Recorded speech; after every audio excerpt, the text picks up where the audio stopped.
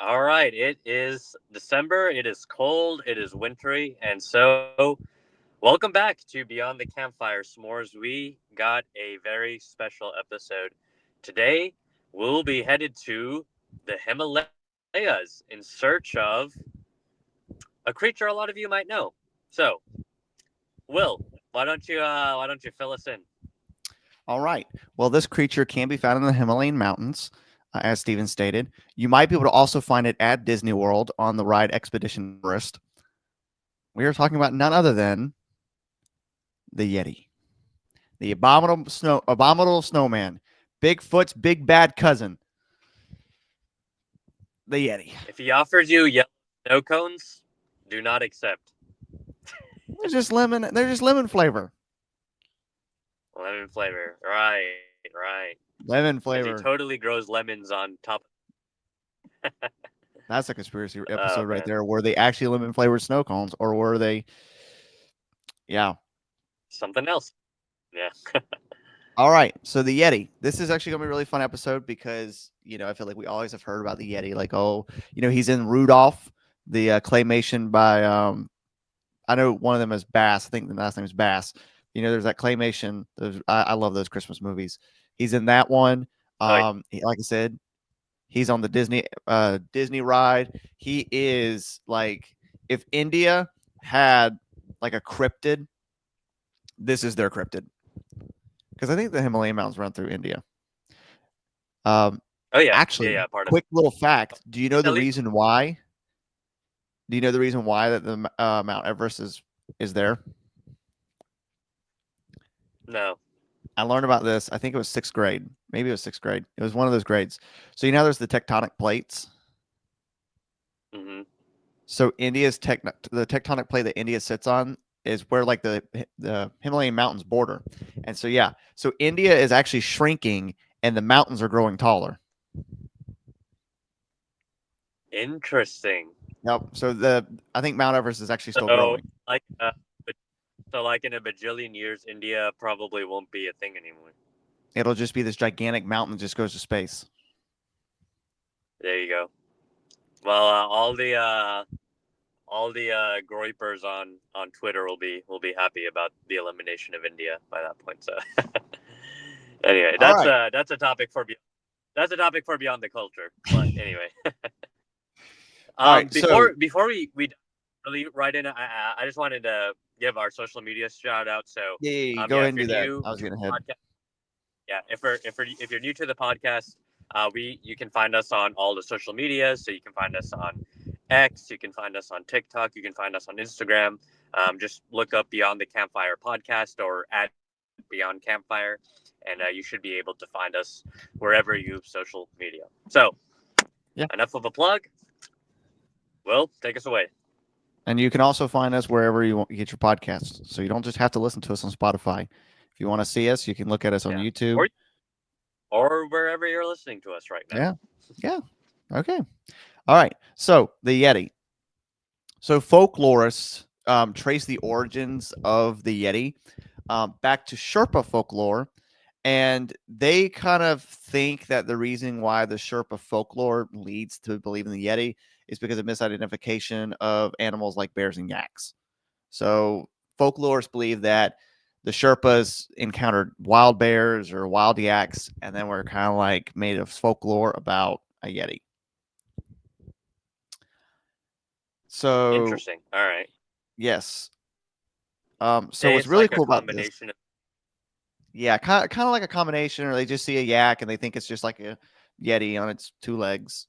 So I'm going to continue going a That's little right. bit more into the history, and then yeah. So the Lepcha people actually worshipped a thing called a glacier being, the god of the hunt, and um, the Bon religion believed the Bon religion believed that the blood of the Mira god or wild man could be like used in certain ceremonies. So you've got the Sherpa that believe this. You've got the Lepcha people. Then you got the Bon religion. Um, Now it is described like the Mira god or the wild man is described as actually being an ape-like creature who carries a large stone for a weapon. And he Yeah. makes a whistling swoosh sound. So uh, some little bit of that there. Now this was before Buddhism. Now when Buddhism came in, you had the Tibetan Buddhism, and Hmm. they kind of the way that they thought about it was like, yes, the Yeti is this cryptid, is this creature, um, but it is no more human. Um, but it's not really human, but it's human enough that it can get it can exchange it can engage. Sorry, I can't read my handwriting. Yeti is more human. Um,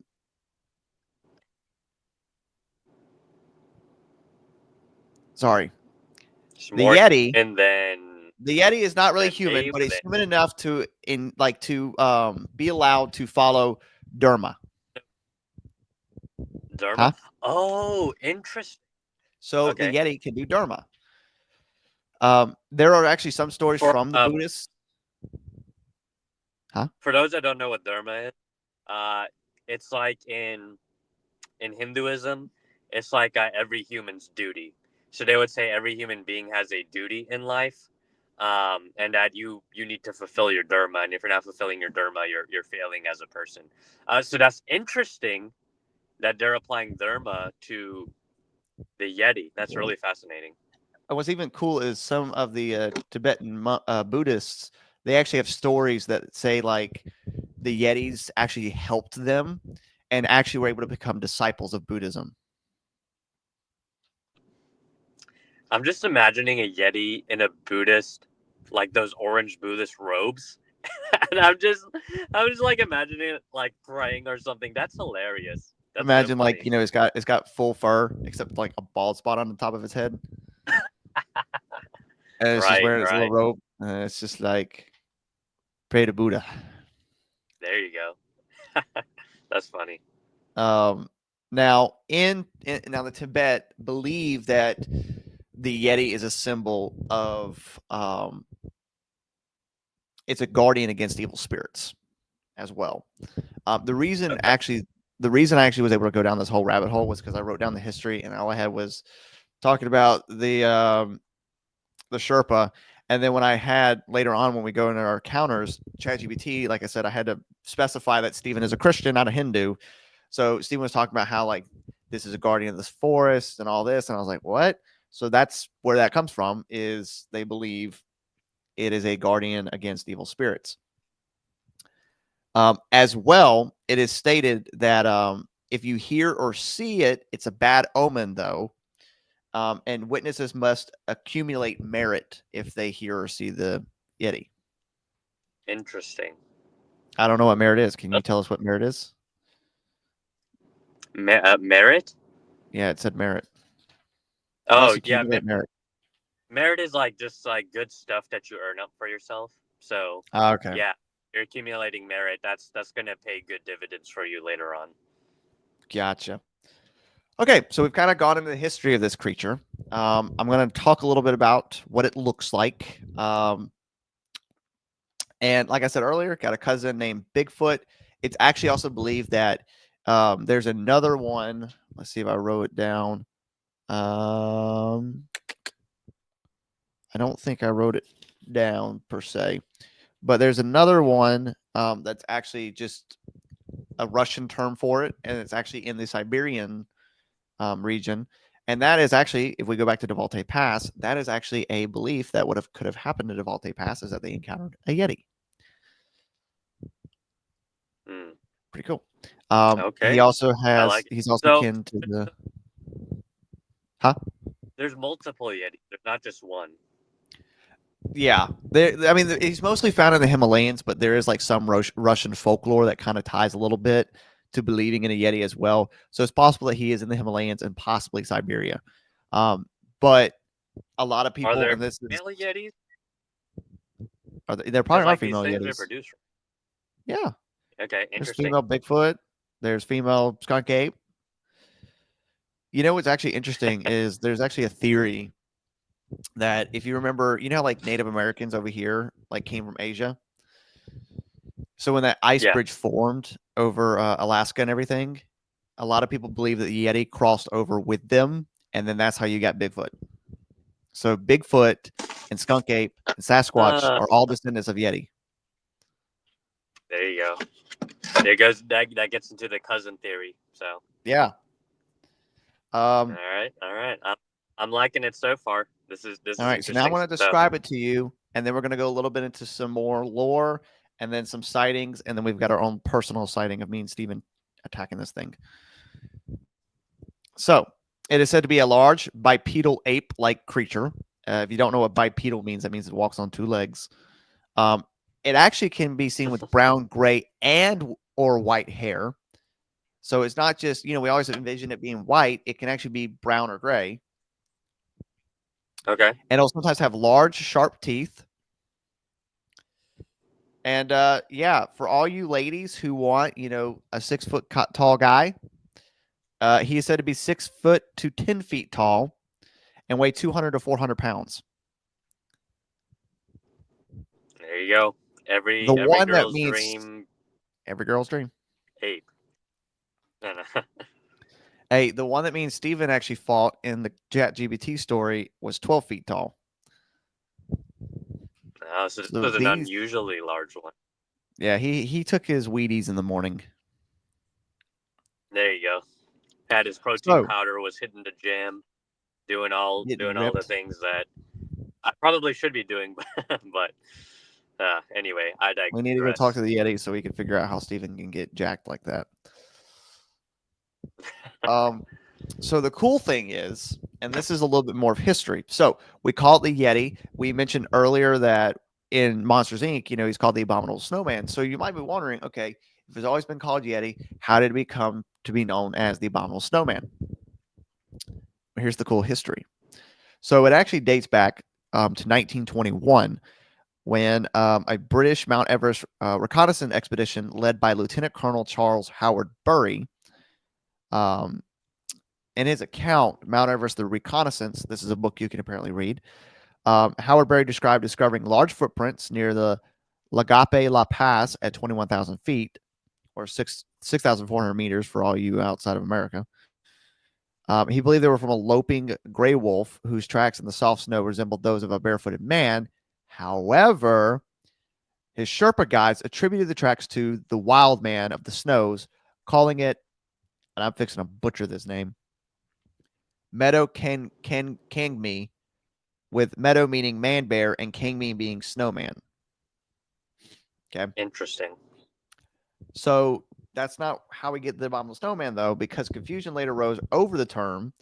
And Bill Tillman's Mount Everest, 1938, he referred to Mech Kangmi, but Tibetan language experts such as Professor David Snellgrove confirmed that Mech is a misnomer, likely a misspelling of Mato. So then the phrase Abominable Snowman became popular after journalist Henry Newman interviewed returning expedition porters and Darjeeling, writing for the statesman under the pen name Kim. Newman mistranslated Matoa as filthy and substituted abominable, possibly for dramatic effect. He later admitted the story was partly embellished for his entertainment value. Wow. So yeah, we get Abominable Snowman Well, because two guys went up the mountain, saw this thing, actually had like actual translations from these people. A journalist interviews him about it, says, I mistranslated Matoa to being filthy. And you know what? That doesn't sound cool. Filthy snowman? What is he, pervert? yeah. No. He's abominable. So then there you go. There you go. Because being abominable is a lot better than being a pervert. Yeah, being a filthy snowman. Yeah. Filthy snowman. So, yeah, this is So not Frosty the Snowman. This is not Frosty the no, Snowman. So, this is beware. Frosty the what there's a funny like a parody of a Christmas song. Oh yeah, it's Frosty the Dope Man. Frosty. Oh, no. There you go. He is abominable. So, yeah. I guess hitting some dope would be part of that deal. So, Want to anyway, be we want to be abominable kids? Smoke dope. smoke dope. All right. So I've Don't do got a drugs. list of Yeah, don't do drugs, but do dope. I got a couple of sightings of Yeti sightings. There are actually like so many Yeti sightings. It's ridiculously crazy. It's kind of like Bigfoot, although the numbers I think are a little bit smaller because, like I said, you've kind of got to go up this mountain, and if you don't have the right gear, Right. you can die. And we know people die because that's how people can find their way up to the top. They just follow the bodies. There you go. So That's how it happens, man. yeah. So we got the first sighting was in 1832, where a British trekker, B.H. Hodgson, reported seeing a tall, dark-haired creature in Nepal. He later concluded that he thought it was an orangutan. That- What is an orangutan because doing in the mountains? yeah, an orangutan randomly hanging out in a snowy, super cold, freezing, icy wind mountain. That makes sense. Totally. In Totally. 1889, Oh Major man. Lawrence Waddell reported his guide's description of a large ape-like creature leaving footprints in the Himalayas. So we got some footprints. We got an orangutan. In the 1950s, Colonel John Hunt reported a sighting on Mount Everest. In 1951, Eric Shipton reported a sighting on Mount Everest. In the 1960s, Soman Hisha Sherpa reported a sighting in Nepal. In 1970, Don Willens reported a sighting on Annapurna, Nepal. In 1986, Anthony Woolridge, an English physicist, claimed to have seen a Yeti in the Himalayas and took photos. So that's how we got some famous photos from it. Sir Edmund Hillary, the first Western explorer to reach the summit of Mount Everest, reported finding a tuft of long black hair at 19,000 feet. So there's reports. Like people have claimed to have seen the Yeti. I I don't normally believe in a lot of the cryptids we talk about, but I don't know. There's a lot of reports of something being up there, Yeah. and I don't know. I don't know, man. I There's a lot of weird creatures that live in like really awful conditions. mm, So while I do doubt the existence of a giant ape living in a cold place like the Himalayas, who knows? There's all these sightings. There's these tufts of hair. yeah. There, I mean, crazier things exist. So who knows? I think what makes the before I get into our story, I think what makes the Yeti believable, is it's not like it's we think about chimps or we think about gorillas. Like even gorillas, they're not that big, you know. Like I think if a gorilla stood up, I think it'd be a little shorter than me. But this thing is 6 to 10 feet tall, and it's probably 2 to 400 pounds of just muscle and fat, and it's got all this fur, and it's got these sharp teeth. Oh my! But I think the thing about it though, I think what obviously we'll probably talk about our beliefs on the Yeti later, but I think the Yeti could exist. I think the reason why the Yeti could exist, and it's probably going to be about certain creatures that we'll talk about later in the ocean cryptids. The Himalayas is such a vast mountain range. I mean, it's a big Yeah, mountain range. And in order to climb this, it's not like a mountain here in the United States. Like me and Steven, we could drive up and climb to the peak of the Appalachian Mountains. Like I've been to the top of the Rockies before, you know, like you can do that and be inexperienced. But for this, you have to be experienced. You have to get a local guide. And most yeah, of the time, some people go up, but they don't come back down. So that's why I think the reason why the Yeti could exist, I think it makes sense with the size of it, with the fur it has, and all of this. And I think the reason why I think it could exist is unlike Bigfoot, is because not everybody can get up there and bother it and it can live its life and be something undiscovered.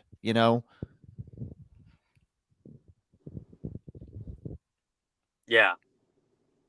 I agree. I guess my only hesitation would be what is this food source? Because a creature like that of that size and that propensity would need a lot of food, and I guess I just wonder what exactly would it be eating in Mm, a place like the Himalayas where it's cold, there's a lot of snow. You're probably not getting a lot of vegetation. You're probably not getting a lot of no. other animals that the Yeti could.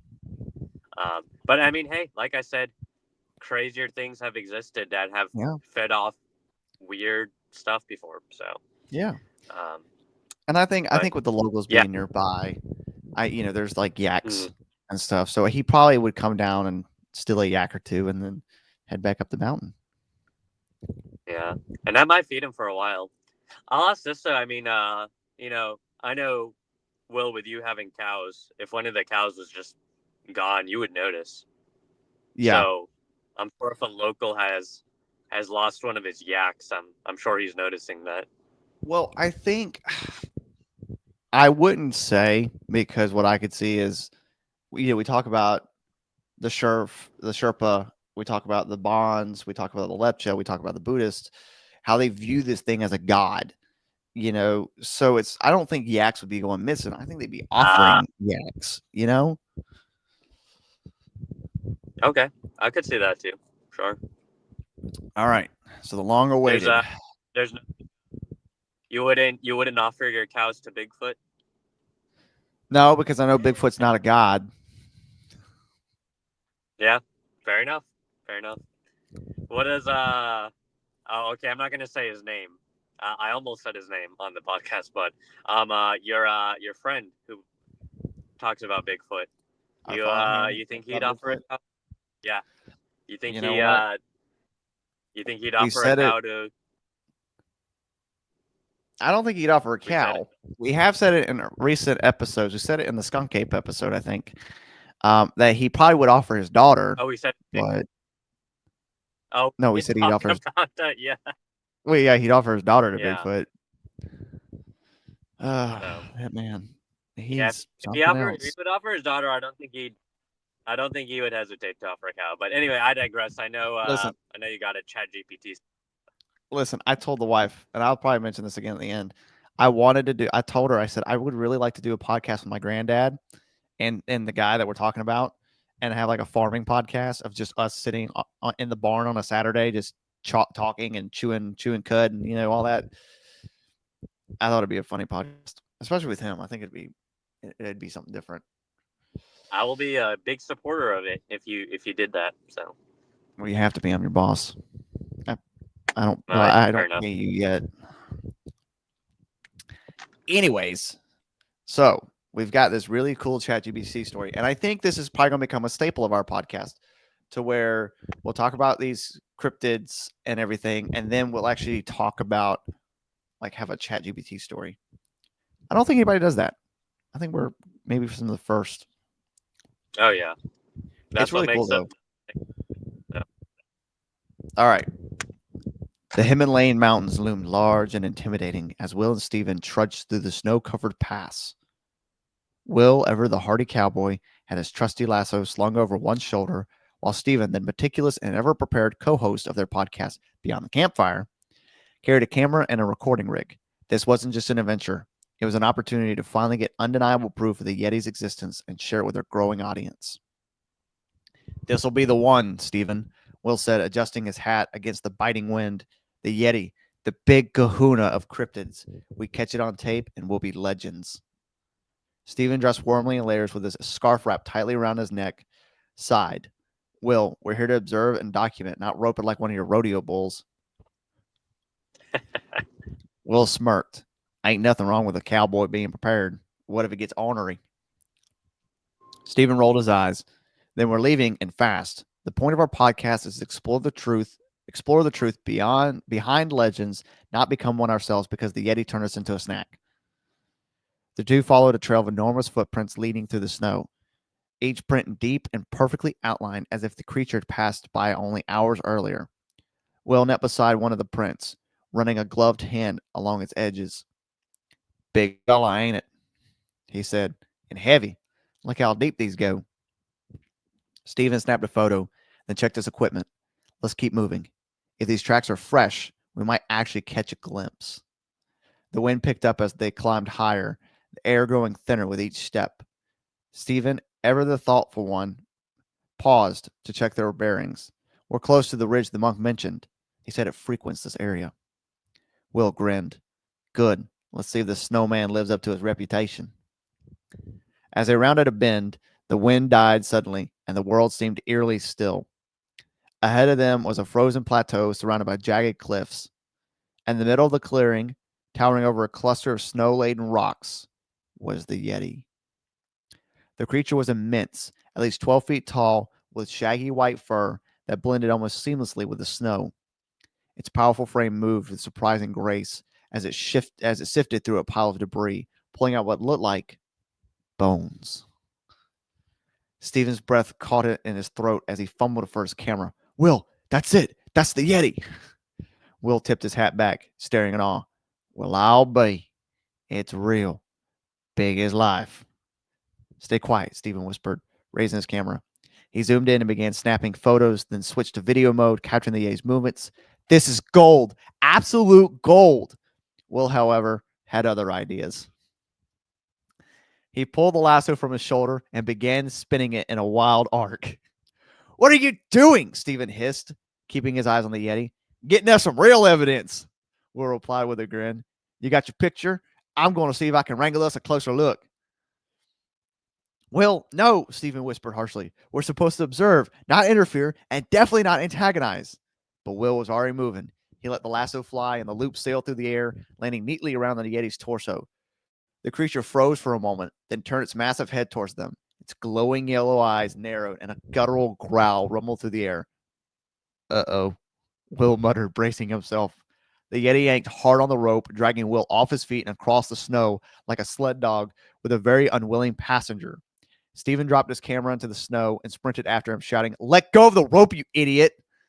I've got it, Will yelled back, struggling to regain his footing. I ain't letting it. Whoa! The Yeti roared and swung its massive arm, snapping the rope like a thread. Will tumbled into a snowdrift as the creature advanced on him, its teeth bared in a snarl. Steven skidded to a halt between them, raising his hands. Wait, we're not here to hurt you, he said, his voice steady despite his pounding heart. We're just here to learn. Please don't attack. The Yeti stopped, its eyes flickering between Steven and the groaning cowboy in the snow. Let out a low growl, then turned and bounded up the cliffs with astonishing speed, disappearing into the mist. Steven turned to Will, who was spitting out snow and muttering curses. You just had to try and rope it, didn't you? Will grinned sheepishly, brushing snow off his hat. Couldn't resist. Besides, you got your picture, didn't you? Steven retrieved his camera, checking it for damage. Thankfully, the footage was intact. He sighed, shaking his head. Barely. Let's get out of here before it decides to come back. As they made their way back down the mountain, Will chuckled. You know, Steven, we might just have the best podcast episode of all time after this. Steven glanced at him, shaking his head with a small smile. If we survive to tell it, maybe. Back at their camp, Steven uploaded the footage to their laptop. The image of the Yeti, sharp and undeniable. They sat by the fire, their breath still visible in the freezing air. You were right, Steven admitted. This changes everything. Will tipped his hat. Told you. Now, how about we name this episode Roped and Roared? Get a nice ring to it. Steven laughed. I think we'll go for something a little more professional. But one thing's for sure, Beyond the Campfire just became the podcast to beat. That that might have been the best Chat GPT story yet. That was really, really good. It's so realistic. Yeah, yeah, for sure, for sure. I love that. I So, definitely would rope a Yeti. yep. I tell you to let go of the rope. So, And I'm like, oh no, man, I got him.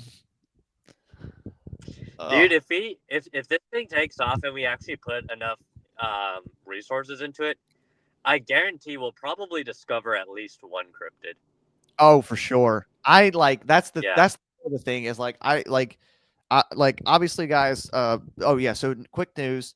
Steve and I probably will talk a little bit more after this, but we might have a Christmas episode coming out um that will release on the Patreon. The Patreon will finally be releasing. Merry Christmas. There you go. If you want to go, you know, subscribe to it. We're not going to hold you at gunpoint. Um but yeah, I really like I think what I look forward to, like I told the wife, I said, I grew up watching um Josh Gates had this show. I can't remember the name of it, but like they would go out and like look for all these monsters and these ghosts and this kind of stuff in different remote parts of the world. And I was like, growing up, like I remember as a kid, like I was such a fan of the show. I even wrote him a letter. Like I did research, found a really cool cryptid or something, and I was like, "Hey, I found about this one. I think you should go check it out. I'd like to come with you." I'm like 10 years old at the time. You know, I had a Yeah. Twitter at 10 years old just so I could tweet to Josh Gates because I was such a big fan. But like I've grown, like I think maybe it's because I'm born near Halloween and everything. But I've always had a feeling for like the supernatural, for cryptids and all of that. And I really like Mm. doing this podcast with Steven. I really wanted to take off because I think it'd be the coolest thing is if each month Steve and I are in a remote part of the world tracking down something. We might find it. We might not find it. You know, who knows? I think Yeah. it'd be. I think there's some. I think if any cryptids so far the cryptids we've talked about that I think me and Steven could find. I think we could find the Chupacabra, and I think we could find the Yeti. Who knows, man? It's a big world out there. We'll see what we find. But Oh yeah. my battery's on low, so why don't we is there anything else you had, or should we go ahead No, and wrap that's all this I up? had. We can go ahead and wrap it up. Yeah, before Steven's phone dies, and then I'm left by myself. Thank y'all for watching. Once again, if you guys like this content, y'all can follow us on Twitter and Instagram at Beyond Campfire. Find us on YouTube at Beyond the Campfire. If you go on our Twitter and our Instagram, it'll actually have a link where you can click on that, and then that can take you to all of our places we're on. It can also take you to our Patreon when we launch that around Christmas. It'll be on Christmas Day. And then let's see. And then you can also find our merch bio to cop some merch. Um, I promise there'll be new designs coming soon. I just got to get somebody to kind of do some designs for us. We got to I got a couple designs on my head. I just got to get somebody to make them for us. But yeah, thank y'all for watching. Y'all have a fun Christmas. Well, it's not Christmas yet. Y'all have a fun weekend. Don't get too crazy at your holiday parties. Don't get crunked. And hey, if you drink too much of these holiday parties, give someone your keys. Here And you y'all go. stay safe. Get it Yeah. Y'all have a great designated. one. Thank y'all for watching. Steven and Will out. Home slice.